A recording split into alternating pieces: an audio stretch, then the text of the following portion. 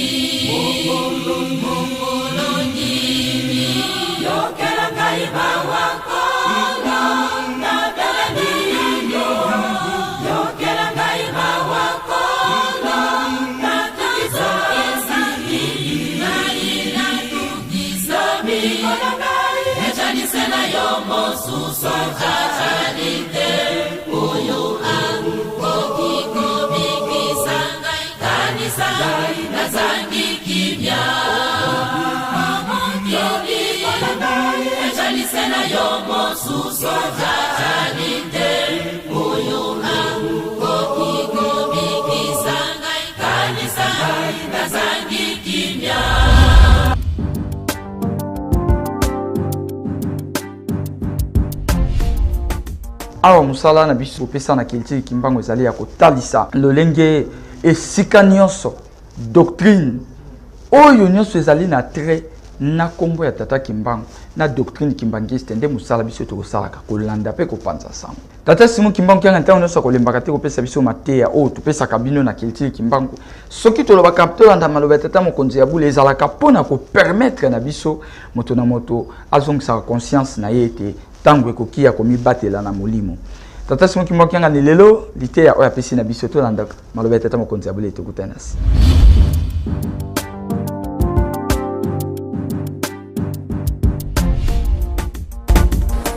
na komba tata mwana pe tata molimo santo biso banso batikelaki biso likambo ya monene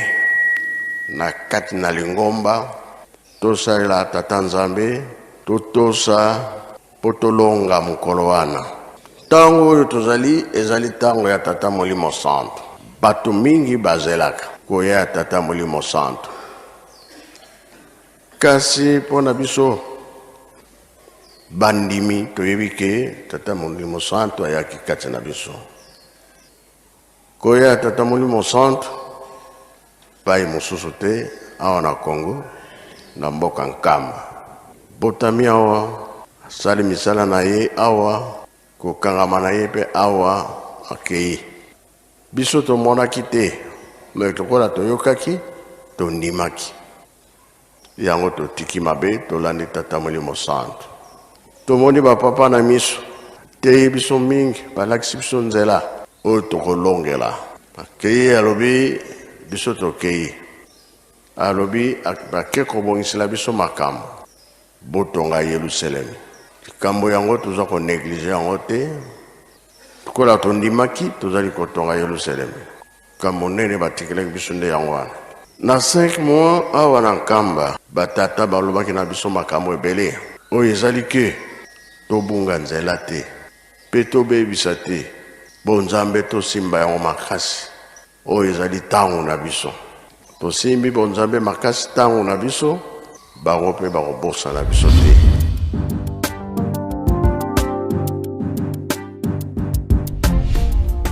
Encore une fois, totombeli bino boye malamu tolobaki esika bato basangani nde esika makambo kitoko ekobimaka.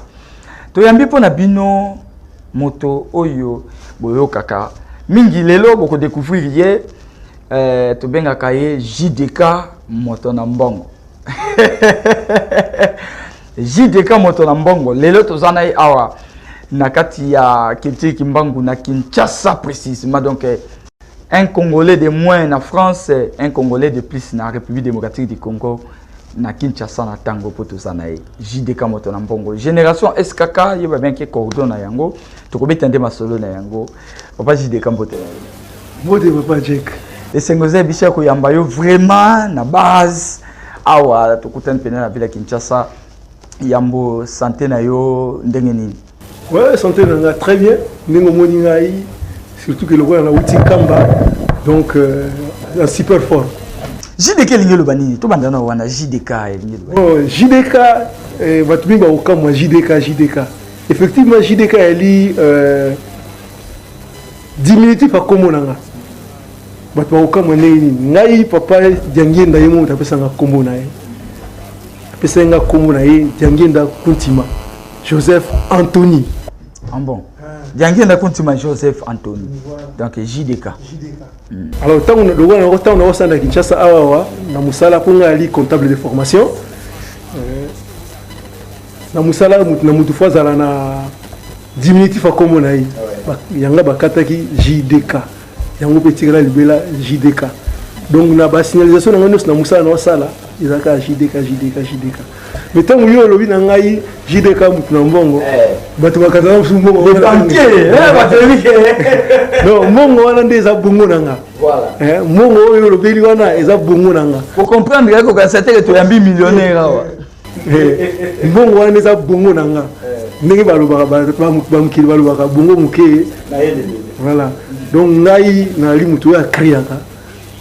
makambo ebele ezali kaka sikoyo te parce que tango papa na ngai bisaka nga tango babotinga na mama ye mwana bakena nga na monkoto papa mfumalonga zwinga ayebisi Antoine koko na biso ya liboso po papa na kominaki Antoine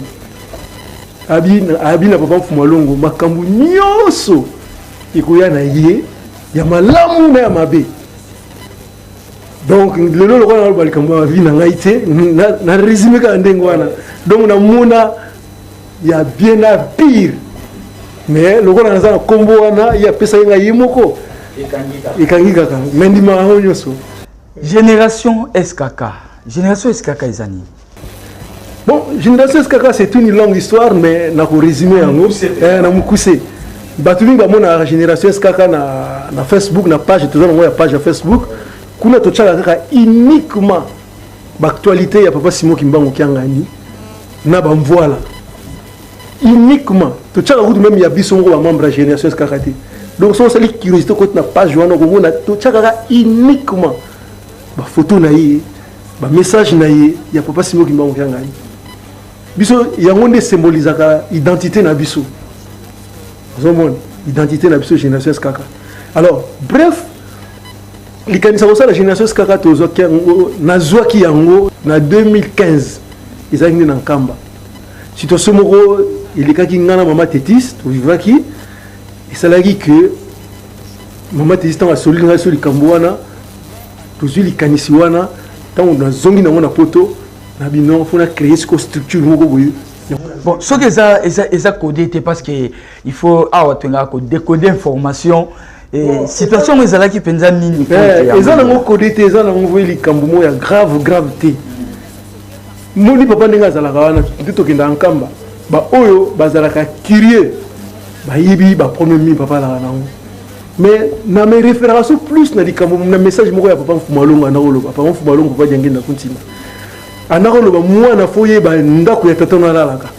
il faut bâtir la chambre de tatano alalaka cela veut dire donc foye ba difficulté à tatana yo mais ça je reçois le kiango mona ngo papa Mfumalongo aloba je crois na centre d'accueil aloba ya wana donc biso le roi toli bana papa Simon Kimbangu Kiangani il faut to yeba ba problème na muzindo nyonso ya papa na biso papa azali na 100% ya nzoto na ye ya mulunga bomoto azapi na 100% ya molimo donc nzoto na ye pinenge zakana azakana ba problème oyo ya ye metango soupe muta koloba nango azana yeti biso bisko bana ne photo décortiquer pour ça papa ezali nini papa na Nkamba na à part quand Nkamba biso na Kinshasa ali papa supportaka batu belé na ba étude oyo batu mingi na lingo mata osuba yebité alors et c'est là qu'en 2015 un certain mardi nous avons maman Tétis avant l'émission à Ijikie Banda tout côté qui va papa pour tous au bâton papa lui posé là tout le monde m'habite boté le magara wana curieusement papa yamba qui battu belé il a fait de 30 personnes bisous à rajouter maki wana la 30 personnes papa yamba qui étonnement au moins 25 personnes au bayaki na ba cas sociaux si on a vu cas sociaux donc comprendre batu bayaki na ba cas spirituel balayika à 5 le reste demande alors nga mbalanga liboso na vivre ngo na kamwe nga bino nga na kata ta to papa tu vas kozoka mai pona ba kamwe spirituel orgeza lonka boy ni susu donc na ko expliquer ndenge monsieur na ko lekela te bon alors il y a souka ndem to ki scandaliser ki biso bayina mutu moko azaki moi malade bayina mama na ye alaki moi malade pe makasité moi fièvre kaka maman attend papa aloya benga médecin na papa docteur Doris maman na vaccin demande à bibalé papa ye azokula azana mbongo ya ganté mbongo gant 1000 francs mbongo gant siko ngana maman Tétis to talani to la scandaliser maman Tétis a vu ça god na ye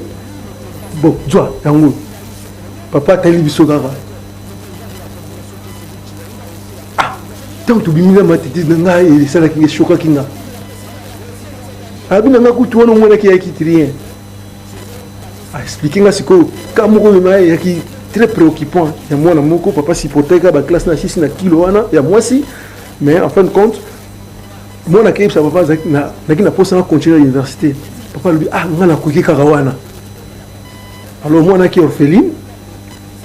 maman Tétis Alexinga bref donc na kati alors biso doit mwana wana ya mwasi en charge bazaka ka yemo côté bazami sato bazomo vous en charge kaka pona kosunga pe papa lokola mwana ngwa baki ba charge teme le kebele mususu we senga ko limiter yango ba dépense alors biso siko tamsu tozo ko léger ngona 100% to yebisa yeke biso zo ki likambo wana ba makamusu pe ezali to kosala na Nkamba toke to sali mais ya omona ka génération kaka to sali yango na retour biso to yebi tant to ça papa to zela ani voilà donc bozali na kati ya génération SKK nani oyo azali membre ya génération SKK? Bon, na France bisika nazali nazala ba partenaire nanga ba ninga nanga misu ba na fanfare Kimbangiste ba na faki misu ba na faki te ba mama songolo ba jeune, la plupart des ba jeune na misu so to sali kambu na tsenga bango detma service to sali kambu yeboyi participer ka donc puisque bandaki na kuna après na Kinshasa lokola na ceinture nanga nazala na batu nanga nazala na batu ponga za mutu ya batu na approché bango moko on a fréquenté régulièrement bazaki intéressé à likambo mais to sala kina likambo ko na bango biso na génération kaka to baka ezali fête ya bato mabandi to fête ya bato mabandi cela veut dire balobi ki to na fête wana bato ko participer kuna mutu ka foza na libandi muneti ngaza na libandi donc ngala ko participer nango attention ke boti mi bongo na libandi nanga ezali bato basuki loka ba biso ba roli tulenge batazi atakati kovo suka nango donc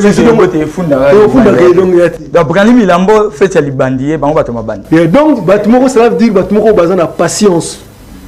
ozomona o baza na patience na likambo biso tolingi osala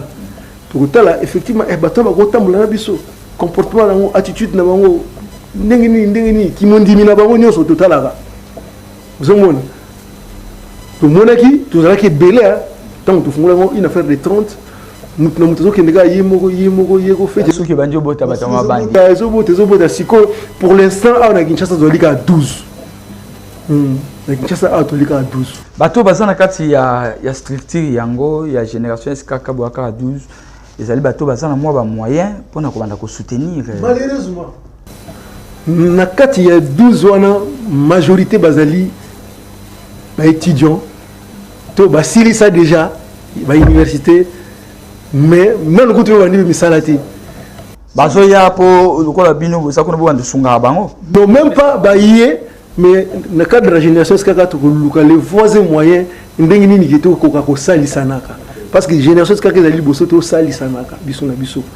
so to salisani to zumo makoki simani to ko ya salisa papa azomona na kati wana o basala ka bakozala ka ata mususu 4 au mingai mais au baza a sur place na Kinshasa bakoza 4 le reste bazo lukana na ko lukana no ba misala moko te vraiment evandisi bango na stabilité na mati na misala evandisi bango na stabilité ezalité lelo to monaka ba masanga mingi surtout que na moni eza bandimi nde ba mingi ba Kimbangiste baza une majorité Kimbangiste parce que condition moko ezali mutu faut azala membre ya SKK ya génération SKK il faut azala Kimbangiste andima alinga pe papa Simon Kimbangu kiangani parce que tom su toko zape sympathisant alinga papa Simon Kimbangu mais azana ondimité voilà mais soka linga ça linga ya ACP na likanisi na biso akuiko ya donc je suis déjà tamulayi donc toko kende déjà depuis to sali yango toko kende na 4 ans yango na ba 4 bana classe au besoin qui va zo tanga na université lelo baza ba niveau ba ko kende na première licence ni balé baza na IPEN moko azana ista boa famille ni de près ni de loin. Qu'est-ce que vous gagnez dans tout ça tout comme un point justement ngai na baninga to na posa ka bénédiction papa c'est tout moi bana na baza utile na mboka na mukidi surtout na kati ya lingomba po moko ne tanga ipa na bana ngaki papa ngaso na sisi ka na ozonga ka professeur de kilo na école en Kamba ozomona e ko léger ja papa a mwana na ya zongi ayo pesa o ya mwesa ba papa ngai suka na sisi na nini na aéronautique suka ba fungula aéroport en Kamba ngano sala kuna donc il faut lingomba a former bana o ya yimo ko ba ko sala le to zaka bato ko defa ozomona biso na retour si ba comme na niveau na ilo omote bénédiction kaka mutu moko te apesa biso iloko te songolo te rien au moins de to sali ba mbula ebele wana to se comprendre biso na biso to yebani mutu to caractère na ye azaka boye et puis to yebi mutu na mutu formation na ye mutu azama casse na domaine nini ozomona alors siko biso to changer vision et là on a besoin de faire bango na to yebi ke na mboka na biso na Congo ba difficultés amis même bateau bazo sala bazo ko se sécurité surtout que ba jeune au moins la majorité na bango baza oka bavandaka pa baparent ta 2 3 baza kofutela même na bandako mais la majorité baza no pa baparent alors bakokontinue kovandaka ndenge wana te surtout eloko nayebisaka bango faut tobima na langage mo nayoka na Kinshasa mingi balobaka sopeka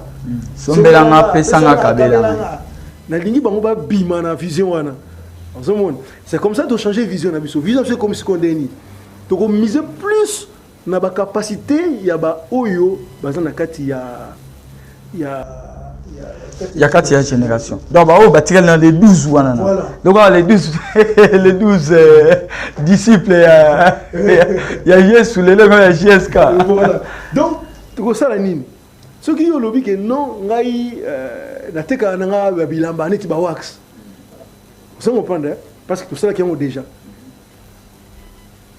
naye na 50 wax par exemple na pesio ba wax wana tu yebisi biso que non ba wax yo ndenge za boye tu yebisi ezali 50 wax mo za na valeur de 15 000 francs par exemple so yo ko tchango 17 000 francs yo kaka mais tant yo ko teka yango et si l'union biso 60% to kapesi yo 40% ya yo vous comprenez to pesi 40% ya yo pour permettre yo o s'épanouir ya ndenge na yo moko pe so ko vito baksa soupe mususu to bakisi kaka ndenge wana so to moni ozo ko évoluer pe bien to matipe biso to simato 50 petit kali ya yo bino pele par exemple to petit culture kimbango. J'annonce déjà hein na ba ebozolanda biso partenariat ko signer à bokomona yango entre génération SKK na culture kimbango donc to pese culture kimbango to moni ke bino matériel bo utiliser biso za nango azamone to lui bon biso na bino to ko signer partenariat to ko signer ezali nini biso to pese bino matériel bokozonga c'est 20% hein 80% etikali potier na pib na makambo et assurer visibilité la génération SKK voilà vous comprenez voilà au lieu que to futaka ne biso to sikali ndengwana eloko moko ezaka na Kinshasa mingi tozaka na ngwawa batu bazaka moi sérieux te mingi ba risque wana ezali donc tozana moi comportement moko ezaka na batu surtout awa na Congo mutu akondima kozwa biloko risque ezongi te ba disposition nini obozwi par rapport na assemblée na biso to sala ki tanga na ye to sala ki assemblée générale to kuta biso to ba membre on en a parlé oh ezali kambu ya kimukukizité na kati c'est une affaire d'argent parce que cordon ak na wolo ko tambongo wana te to aki ozonga na banque à Paris pour ça na makambo wana donc où est quelque part donc tout ça assuré tout ça na tant to signer papier avocat pa azali règlement zali ko signer autant un règlement na biso avocat pa azali ce qui osali nini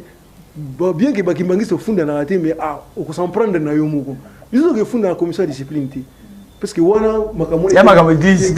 ils ont des affaires donc on est ça coûte le kambo église te ozomona ils ont affaire parce que na kati ba sympathisant bazali ça n'a rien à voir dans l'église parce que mbongo on est wuti na kati église te wuti pa bat na libanda ba partenaire ba pesi pour tout ça le kambwana donc yo soko yo yé aux engagement kokisa engagement na yo soko kokisa engagement na yo te mais voilà sikoyo na nyonso wana o wana lobi ezali pona bato baza ba membre ya kati ya génération comment est-ce que bakoki ko s'épanouir ça veut dire toi on peut bazui ça permet maintenant na bato na ba banda ko contribuer to bango ezaka ka abeta ka cop na ye non exactement tant oui azozwa azui ndenge wana et cela veut dire on suppose que à cause de quelque chose c'est ceux qui membre pas azui problème parce que to balisaki to kufila déjà to balisaki to kufila bango wana nanu génération skaka a osala activité mais to contribuer à qui ozomona to contribuer à qui oyo bango ba contribuer à qui on ba zo ki on a ba misala ba sala ka mike mais si ko tango loka génération skaka azo ko épauler yo pour ozana quelque chose donc contribution aux assurer bon pour ba projet autoza nango et ça na ko livrer ngo boyete mais za minene o lingoma mo ba ko skamwa oh monsieur to ça à long terme ezali à court terme ezali donc ni nazo zonga na juin to ça la moko to benga culture qui manque pour accompagner biso bo mona o to ça donc mona bimo on est à court terme nda bayebi ke na minute ndenge za boye copie muso ko ba copie musupa ko le occasion ya ngoyo nakendeka komi kotisela nga dana mwana nanga sana moi problème boye nana ndeko moi za problème songolo nakende moi déjà bata génération eskaka comme ça bazwanga pe batianga na liste ba makambo ngoyo iko kendele ndenge na yebi loko na l'équipe boye parce que ngai oyebi nga na li responsable pe na ratelki nazala héros dans l'ombre na itizaka caméra nanga mais donc nalinga ko mona na boye tenga nalinga na bomba nanga mais loko moni singa boye charge ba kisomi batu bakoya na kende na kamba omoni polo t-shirt na lati mutu nyo sagi na posa za t-shirt oyo ba solista kinga na batu ebeli na bi ngai pe na sombi donc mutu oyo za na posa za polo et t-shirt wana so akei aluki mama falo na vodile azongo pa na ye parce que il est pas un membre de la génération SKK sauf que la qualité de t-shirt na biso est différent na o misu tam sumo ya Kinshasa donc ata ba chango na ba savon à poussière et les misa banane et ça ba qualité mo ya bien parce que wana o ba qualité o utiliser na uti na ngoko na France na yaki na ngoko ya awana donc ndenge question tuninga yi kombo to porter d'abord priorité zalinde yi na nyuso to ko sala priorité des liboso yinde yé ndé liboso priorité ndenge na lobaki na au début moi na fois yeba ndako tatena lalaka ma ezotanga côté ni problème za wapi biso za bana ndako to yebi tout ce qui ezo préoccupé papa ata nyo saloba na biso boyete mais to yebi to kenda nkama to mona ici ko yo fo tout ça masolo koto to yebi déjà to yebi to si to checker ngona katani na biso na projet na biso de to lobi à long et à court terme voilà na kanisi tozo kende na suka masolo na biso lelo batu lokwa boza mwaka ka 12 awa bato baza libanda ya Kinshasa par exemple bato balanda biso na Congo central libanda ya tolo bakana déjà na ville ya Kinshasa bandeko nyonso baza libanda ya Kinshasa le lenge nini bango bakosala po basadere na est-ce que bosala ba descente na ba province to makambo ngo ekozala ndenge nini bon ba descente na ba province soki papa apesi biso makoki wana tokokena so na province ekozanga te mais na lobby net na pesi exemple moko neti ya na Brazzaville déjà tous na mutumba zali kuna baza ko tumi balé mais moko neti papa Darel international Darel wanzambi mpesela nga bango nyonso mbote papa Darel lié asa membre na biso de la génération SKK donc lié automatiquement donc bateau nyonso bakoluka bakuta na biso to ba ko koyeba likamusi biso soki ba contacter ba koyeba nyonso to esengeli donc bato misusu mpe na Brazzaville bakokemba bango banda kotika badoléance na bango déjà papa Darel nga to na problème boye génération bokota yango déjà soki baye basoli papa Darel eke papa Darel akomisi tozali bien organisé structure mbeli comité mbezali to kovandela mino likambo bomona onano donc cordon bazela nano azomona voilà Kitiri Kimbangu spécial génération papa Simon Kimbangu kiangani donc génération SKK ba bengo JSKK yango wana alors to komina suka ya masolo na biso tangu yo kende na Kinshasa siège ezali wapi bao bazalaka o batu bakomona bango ndenge nini po ete ba sadere ndenga na zali ndiki tozali na Kinshasa awawa comme sous siège na Kitiri Kimbangu ah ben oui pourquoi Kimbangu ah ouais mais ngai na zali épolé na équipe mobimba mutala simananga ezali Benjedi Bims donc yé batu ne soba yebiye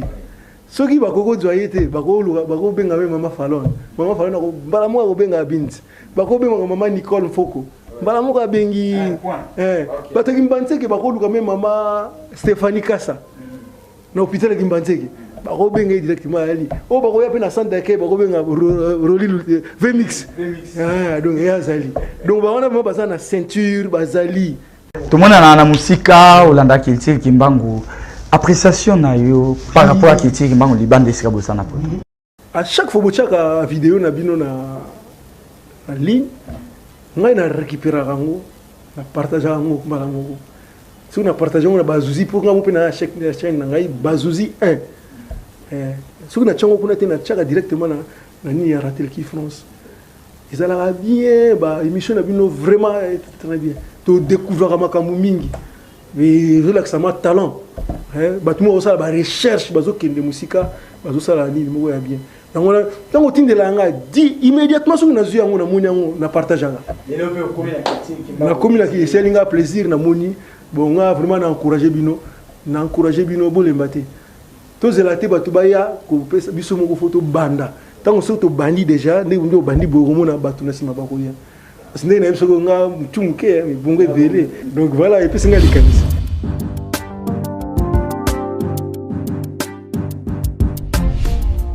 Yo pe ozo kolanda biso ozali na makambo oyo nyonso etali tata Simon Kimbangu wana ya musala na biso sika nyonso maloba tata Kimbangu ezali batu bakosangana mpona kombo na ye mpona kotombola mpona kopesa ete mongongo ya tata Kimbangu eyokana makambo na ye kende liboso papa Simon Kimbangu kyanga na loba eloko moko mpona kosukisa bomemelaka ngai baproblème te mais basolution soki tokoti ovandi na ndako otali komitali ezali ya elongi te ndenge papa JDK otali koloba ke génération eskaka eza na elamba te mais eza état d'esprit voilà. Donc ntango ovandi oyebi ete mwa 100 francs wana akendaka kolekisela ata kopo libanda so na ye na participe mpona kosunga moto osungi moto oyo azangaki libula na yango ezalaka nini nakanisi moto na moto comprendre awa baaventurier te soko ye heureusement ke ntango okoya kobeta libaku te okoya bafimpi yo so bamoni ke yo oza moto ya clair te okota te et puis ntango oye fo bayeba mpenza ndenge esengeli mosala oyo osalaka pour ne pas que risque ezala oye opui opesa adresse ya lokuta bayebi soki ozalaka te ozwi babiloko ya bato.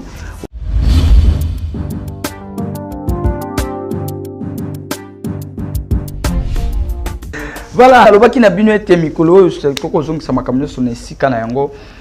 mon choix awa invité tokoyambaka kobetela biso lisolo ndenge nini akotelaki na mouvement oyo ya azaleli lelo nani oyo aza sélectionné tolanda mon choix tokutani na nsima.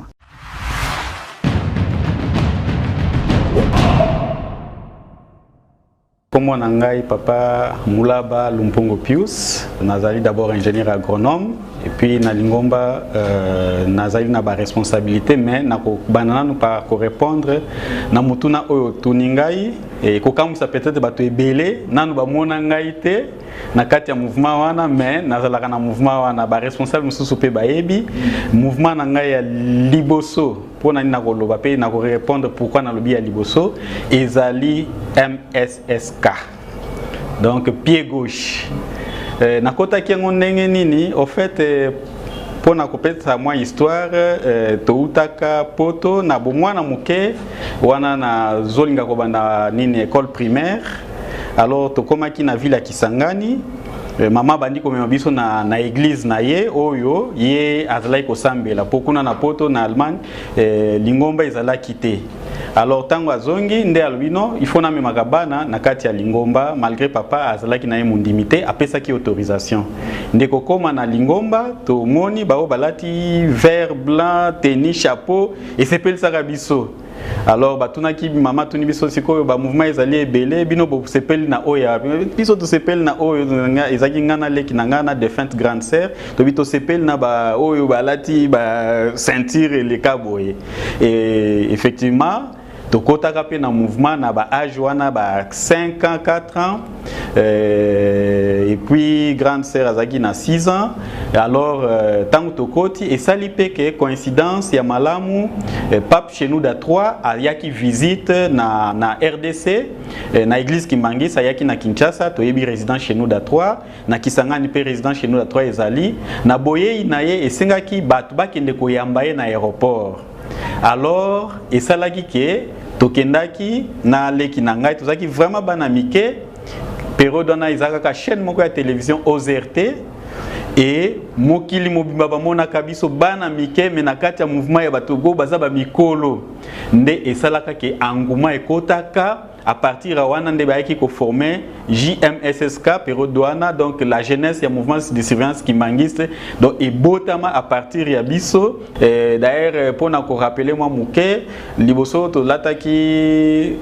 tenina no ezalaki ndon to somba esomba makina no te tolata ki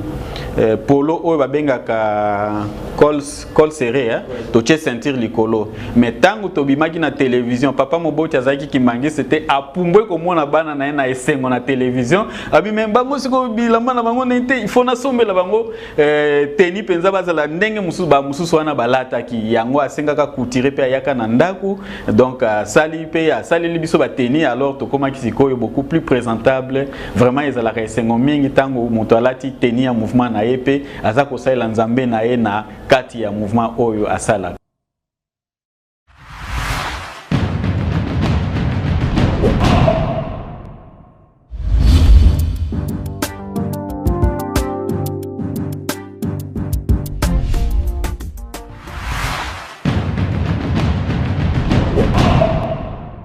Biuvu motuna awande sika totuna ka motuna ya poso yoko pe sa réponse pour répondre à la question otozotuna awa okokota donc au la biso vidéo na WhatsApp réponse na yo eleka 1 minute te question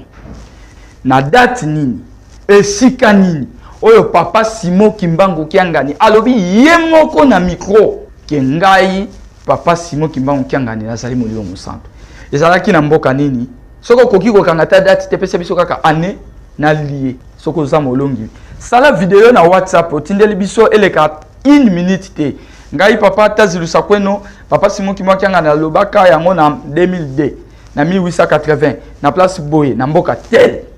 soko oza molongi oya kozwa cadeau na yo na Culture Kimbangu pe batu bako to ko publier yango na ba page na biso ya Facebook ya Culture Kimbangu.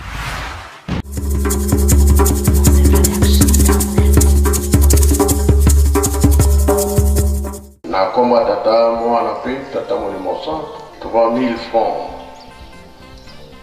na mona kitango na bana na Kinshasa esunga kibiso 3000 francs dans dans les alités tous sont meilleurs wators la barre de fer les alités tous sont belli loko ya nasima blanc loko nyos tout ça mon amusé 3000 francs ezaki ko aider mingi sika oboyi to sali banda esili na note toujours la barre de fer barre de 12 barre de 10 barre de 8 et la 6 bozimbo kuna bozali sa soit na Kinshasa na Matadi sika nyonso mbatango poko sombe awantu biloko tokotinda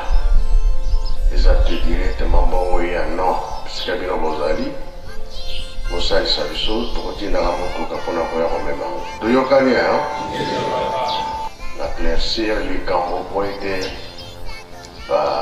pasteur bopesa biso nzela mpona 3000 francs na kombo ya tata mwana pe molimo santo tozali na esembo ya korapele na bapaster communaux sectionnaire bandimi banso ya ville ya Kinshasa pourquoi pas ya mokili mobimba ete mokonzi abule papa Simon Kimbangu kiangani na susi na ye ya botongi Yerusalemi ya récupérer 10 ans ya retard na ntina na koyamba bapaya na ye le 16 avril 2022 na clôture ya centenaire nde yango amoni ete poto récupérer retard a relancé lisusu opération 3000 ndenge bosenga na ye ezali asengaki na biso aseke mokolo moyenga nyonso tobonzelaka ye 3000 francs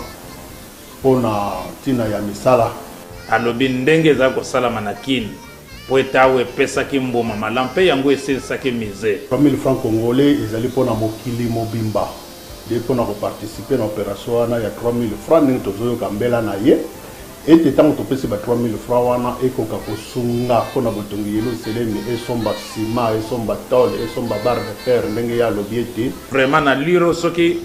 biso nyonso bandimi baparoisse bacommune baterritoire baprovince banation tofongwami réussite ekozala tokopesa papa maboko ezali na mokolo moyenga nyonso mpe mikolo nyonso ezali badate historique ya lingomba papa alobi 3000 me ndenge papa azalaki ya bamosusu baza kopesa $100 bamosusu $50 bamosusu $500 donc okokopesa ndenge bozwi na yo ezali kondima na yo na bozwi na yo bayoka na basala likambo donc eza question ya kondima balobi 3000 francs pe ekokozala moto akokita akoki 1000 francs tout fait nombre atieka pamba te mokonzi ya bula alobi ete soki basengi ya lokolo okoki te epesa ta ya loboko moto azali chargé na mokili mobimba na poni ezali chef tigre mpona baye bazali mosika mpona kozwa biso ezali pasi te numero na ngai chef tigre ezali bongo plus 243 89 86 11 524 donc boyamba ye malamu bosolona ye po ete boplanifie banda na Kinshasa mpe bisika nyonso po ete opération wana réussir biso liloba papa elekaka te ndenge akolobela ndenge ekosalela po ye nde patron lingomba eza ya ye biso kaka yingeta likambo boyebisa biso dans la mesure du possible tokosala tolingi makambo nyonso etambola malamu po tozali na 21e siècle mpe touti kofete centenaire ya église kimbangiste donc tout doit changer positivement yango posa ya mokonzi abule papa Simon Kimbangu Kiangali bino bosunga po ete bato oyo bazalaki te esika kilte eza kosalama te bango bayoka balanda yango na nzela na bino na baradio na télévision na bareseau sociaux lelo eye olia kotia makambo pamba tia makambo ya tata Simon Kimbangu Kiangali tia makambo ya nzambe po ete te ya baninga tala role na bino monene yango wana toza na posa baparoise nyonso evibre ndenge tozalaki na ye ntango nazalaki pasteur communal na Boum azalaki chef de bureau ya presse to chef de service organisation ezalaki kitoko mpe bato ebele bambuta lingomba to bapaya baza koya kosepela kosambela Boum organisation ezalaki kitoko mpe instaure yango na baparoise nyonso ntango matei esili presse nde akoreleye makambo nyonso elobami atako na mobimba nango te menefiske résumé fo kozala mpe na mwa kaye to mwa carnet ozozwa bonne note mpo na makambo oyo akoloba koinvente te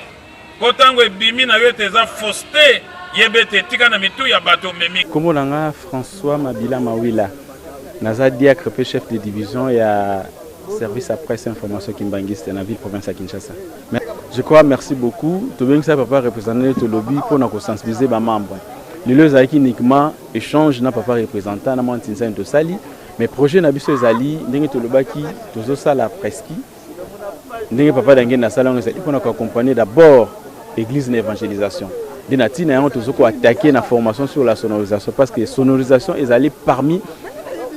accompagnement liboso ya évangélisation donc sans sonorisation na ba paroisse na biso ba tokola na matéité et partout que les gaso sonorisation ezali zo permettre ba baza banzinga balanda oizote ya mapamba te biblique lobby la foi vient ce qu'on entend et ce qu'on entend c'est la parole de Dieu après sonorisation tokokende na speakage et pas to yoka ba to la commentaire si ma speakage tokoleka na audiovisuel et pas yoko la kozabilili nde tokokultirer na presse écrite pour na bato ba ko koma ko archiver maimo so makoleka na kati ya lingomba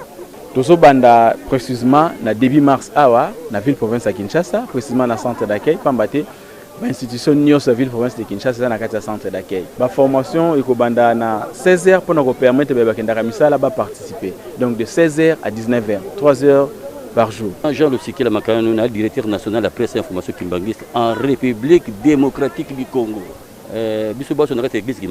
bi valeur ya président provincial ya ville Kinshasa papa Sylvain Soalengo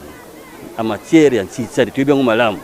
ayebali sur le plan national, provincial na universel. Raison pour laquelle tu profiter de l'expérience na yepo aya ko animer si ça n'est pas n'abuswa j'ai qui pambaté toujours travailler pour na toujours ma pamboli en kamba pour ngai mama Katiki Boy nazali chef de bureau ya paroisse ya Ngaba nazane sengo makasi pambaté biso ba membre presque ville ya Kinshasa tant tokendaki na Nkamba papa a félicité ki biso nyonso yango wana nalikanisi mpe ndakisa ya papa représentant ye azalaka na lumière soki bobengisi esika ntisa esalama ya makasi